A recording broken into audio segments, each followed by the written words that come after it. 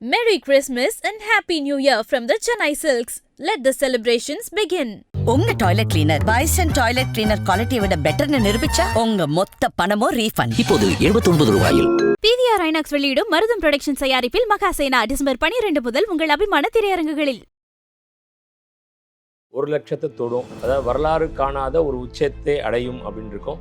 7,180 ஜனவரி 1ஆம் தேதி. இன்னைக்கு 1 கிராம் 12,500 அப்படின்னா யோசிச்சு பாருங்க அந்த வித்தியாசங்கள் எந்த அளவில் வந்து நிற்கிது அப்படின்னு. வெள்ளியோட 3 பங்கு விலை தான் தங்கத்தோட விலை அப்படின்னு சொல்லியிருந்தீங்க நீங்க. இப்போ அகைன் வெள்ளியும் எவ்வளோ ஏற வாய்ப்புகள் இருக்கு? வெள்ளியும் கண்டிப்பாக அந்த இலக்கு நோக்கி வரும். தாராளமாக வெளியில் இப்பயும் இல்லை, இப்போ நினச்சி இன்வெஸ்ட் பண்ணால் கூட ஒரு கிலோவுக்கு 70,000 ரூபா அடுத்த இன்னொரு 6 மாதத்துல கண்டிப்பாக உண்டு. நிறைய பேர் டிஜிட்டலில் இன்வெஸ்ட் பண்ணுறாங்க சார். அதை பற்றி ஒரு சேஃப் இல்லையா? ஐபிசி தமிழர்களுக்கு வணக்கம். இந்திய மோடி பேசுவதற்கு தங்கம் மற்றும் வைர வியாபாரிகள் சங்க மாநில பொதுச் செயலாளர் கோல்ட குரு சாந்தகுமார் இருக்காரு. அவரும் பேசலாம். வணக்கம் சார். வணக்கம் முரளி. எப்படி சார் இருக்கீங்க? நல்லா இருக்கேன், ஃபைன், சூப்பராக இருக்கும் சார். நீங்கள் சொன்ன மாதிரி பார்த்தீங்கன்னா நடந்துகிட்டே இருக்கு சார். அதாவது நீங்கள் லாஸ்ட் 3 நேர்காணலில் தான் சொல்லியிருந்தீங்கன்னா 1,00,000 தொட்டுரும் அப்படின்னு சொல்லியிருந்தீங்க. சொன்ன மாதிரி வந்து பார்த்தீங்கன்னா 98,000 நெருங்கிச்சு சார். இன்னைக்கு மட்டுமே வந்து பார்த்தீங்கன்னா 2 முறை தங்கம் விலை ஏறி இருக்கு. காலையில் வந்து 1,600 ஏறி இருக்கு, மதியம் வந்து பார்த்தீங்கன்னா 960 ஏறி இருக்கு சார். இதுக்கப்புறம் வந்து ஒன்றுக்கு மேலே போயிடுமா இல்லை வந்து கம்மியாக வாய்ப்புகள் இருக்கா சார்? கண்டிப்பாக இதை வந்து நம்ம ஏற்கனவே பேசியிருக்கோம். இந்த டிசம்பருக்குள்ளேயே 1,00,000 தொடும், அதாவது வரலாறு காணாத ஒரு உச்சத்தை அடையும் அப்படின்னு இருக்கோம். இதுதான் ஹிஸ்டாரிக்கல் ரேட். 1,00,000 அப்படின்றது வந்து யாருமே எதிர்பார்க்காத ஒரு விஷயமா இருக்கும். பட் நாம் இதை பற்றி ஏற்கனவே பேசியிருக்கோம். ஆமாம் சார், லாஸ்ட் 3 இன்டர்வியூல இதை பற்றி தான் பேசியிருக்கோம். அதனால் இது வந்து வரலாறில் பதிவு பண்ணக்கூடிய ஒரு தருணம் அப்படின்னு கூட சொல்லலாம். ஏன்னா 7,180 ஜனவரி 1ஆம் தேதி.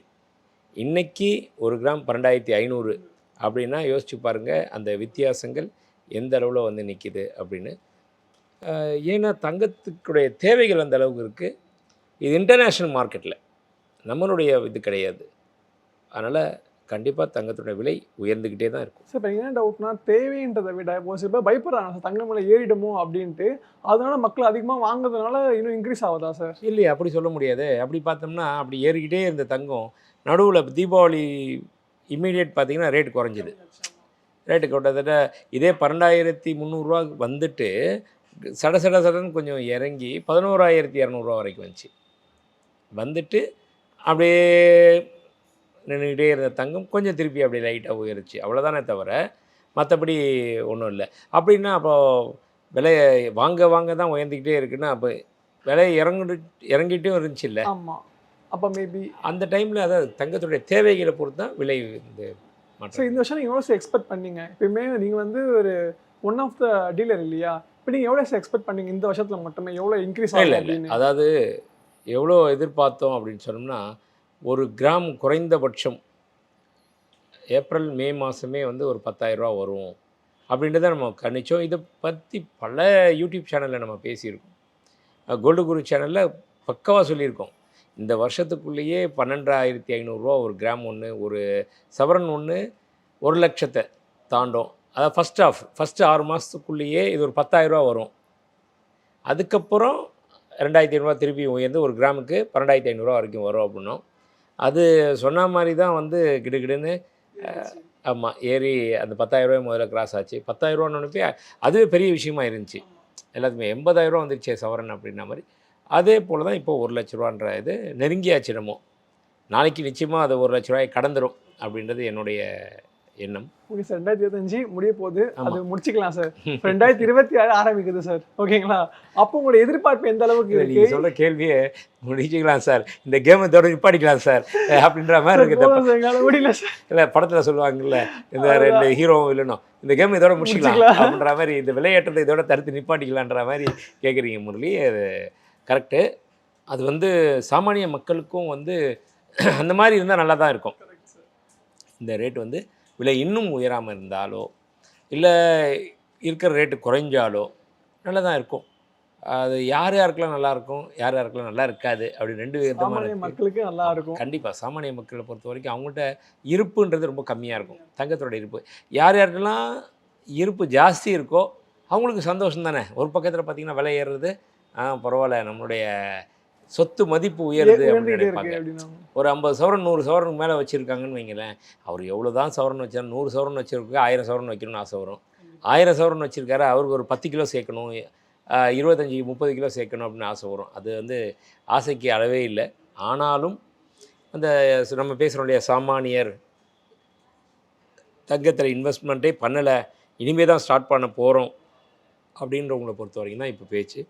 அப்படின்றத பார்த்தா இந்த விஷயம் கட்டுக்குள்ளே கொண்டு வர முடியாது. நிறுத்திக்கலாமா அப்படின்ற மாதிரி நிறுத்தவே முடியாத விஷயம் இது. ஏன் அப்படி சொல்ல வரேன் அப்படின்னா, இனிமே தான் கேமே இருக்குது. 2026 தான் கேம்ன்றீங்க. இல்லை, கேம் ஸ்டார்ட் ஆச்சு, ஸ்டார்ட் ஆகிடுச்சு. நிப்பாட்ட முடியாது. ஆனால் இனிமே தான் இந்த ரேலி இருக்குது, தொடர் ஓட்டம் இனிமே தான் தொடர்ந்து ஓடிக்கிட்டே தான் இருக்கும். அடுத்த ஒரு 4-5 வருடங்கள்லேயே பார்த்திங்கனாலே இருக்கிற தங்கம் கிராஸ் ஆகி மேலே போய்கிட்டே தான் இருக்கும். கிட்டத்தட்ட அடுத்த 5 வருஷத்துலேயே ஒரு சவரன் ஒன்று 2 லட்சம்ன்றது வந்து தாராளமாக வரும்.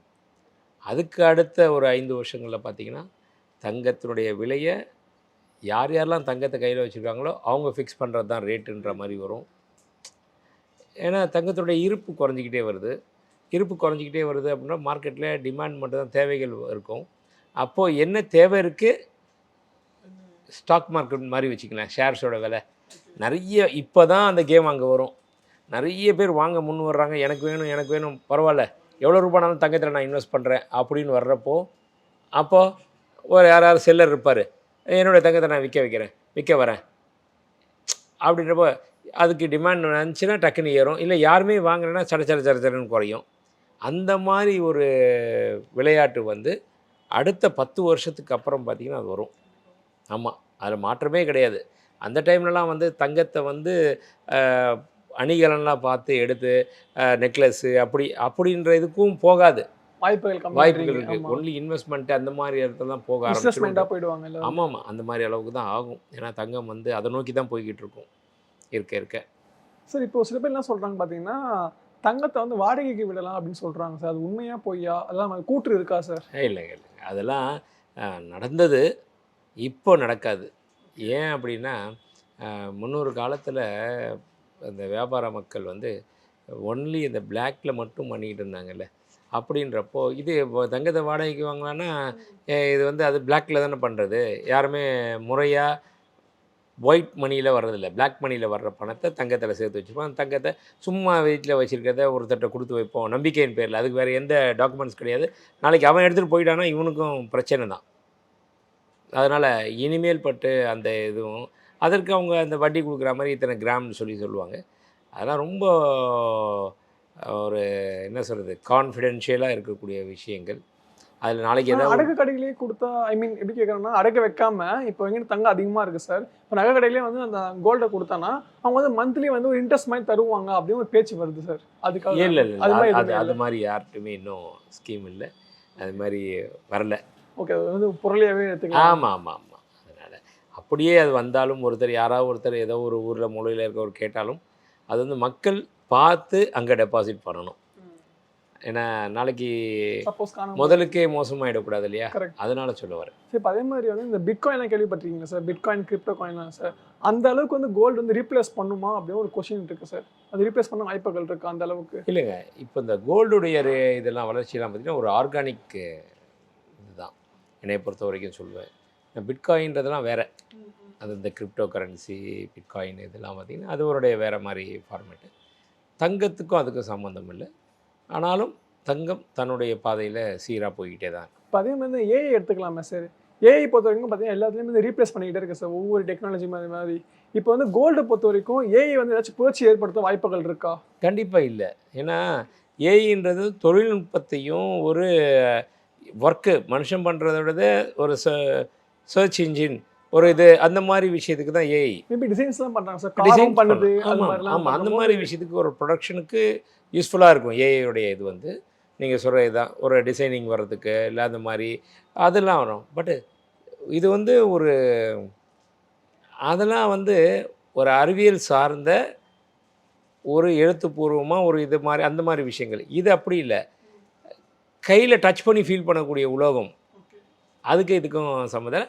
பட் இந்த இண்டஸ்ட்ரிக்கு ஏஐனால நிறைய யூசேஜ் இருக்கும், வளர்ச்சி இருக்கும். ஓகே, அப்படி தான் பார்க்கலாம். என்னென்ன தெரிஞ்சுக்கலாமா சார், என்னென்ன வளர்ச்சிகள் இருக்கும்? இப்போ இந்த டிசைன் மேனுஃபேக்சர் இந்த இது பொறுத்த வரைக்கும் அதெல்லாம் வந்து என்னென்ன டிசைன்ஸ் வந்து இருக்குது, என்ன மாதிரி இப்போ மக்கள் விரும்புகிறாங்க, இன்றைக்கி மக்கள் வந்து எதில் இன்வெஸ்ட் பண்ண வராங்க. இப்போ கோல்டுலேன்னு வந்தால் கூட கோல்டில் எந்த மாதிரி ஃபார்மேட்டில் மக்கள் விரும்புகிறாங்க, இந்த டேட்டாஸ் எல்லாம் ஏஐ மூலிமா எடுத்துடலாம். அதை இது சென்னை ஒரு டிஸ்ட்ரிக்டில் இருக்காங்களா, அவங்க எப்படி இருக்காங்க, தமிழ்நாடு முழுசாக எப்படி இருக்காங்க, ஒருத்தர் புது பிரான்ச் பண்ணுறதுக்காக இன்னொரு இடத்துல போய் பண்ண போகிறாரு, இப்போ அவர் ஆந்திராவில் பண்ண போகிறாரு, ஆந்திராவில் எப்படி இருக்குது, சர்வே எப்படி இருக்குது, என்னன்றது அதெல்லாம் ஏஐ மூலிமா அடுத்த ஒரு கொஞ்சம் நேரத்துலேயே நம்ம எடுத்துடலாம். டேட்டாஸ் எடுத்துடலாம். ஆமாம், அந்த மாதிரி இதுக்கு ஏஐ ஒர்க் அவுட் ஆகும். மற்றபடி ரீப்ளேஸ்மெண்ட்டு கோல்டுக்கு பதில் வேறு ஏதாவது அது வேறு ஒரு உலகம் வந்தால் தான் அங்கே ரீப்ளேஸ்மெண்ட் நடக்கும். அது வர்றதுக்கு சாத்தியம் இல்லை. அதனால் அது இந்த ட்ரேடுக்கு ஏஐயுடைய பயன்பாடு இருக்கும், வளர்ச்சி பயன்பாடு எல்லாமே நல்லா இருக்கும். சார். இப்போ நெக்ஸ்ட் வந்து பார்த்தீங்கன்னா வெள்ளி சார். இதுக்கு அடுத்தபடியாக ஒருத்தன் உருவாகிட்டு வரானா வெள்ளி சொல்லலாம் சார். நேற்று பார்த்தீங்கன்னா ஒரு 2 லட்சத்தை தொட்டுச்சு சார். நீங்கள் சொல்லியிருந்தீங்க, அதாவது வெள்ளியோட 3 பங்கு விலை தான் வந்து 1 கிராமோட தங்கத்தோட விலை அப்படின்னு சொல்லியிருந்தீங்க நீங்கள். இப்போ அகைன் வெள்ளியும் எவ்வளோ ஏற வாய்ப்புகள் இருக்குது?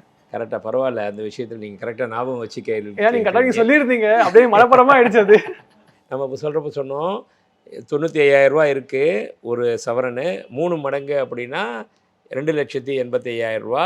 அந்த 2,85,000 ரூபா வெள்ளி இருக்க வேண்டிய விலை இப்போ கம்மியாக இருக்குது, வாங்கிக்கோங்க, எல்லோரும் இன்வெஸ்ட் பண்ணலாம் அப்படின்னு சொன்னோம். நம்ம வந்து எவ்வளோ 170 ரூபா, 75 ரூபா, 80 ரூபா இருக்கப்பயே.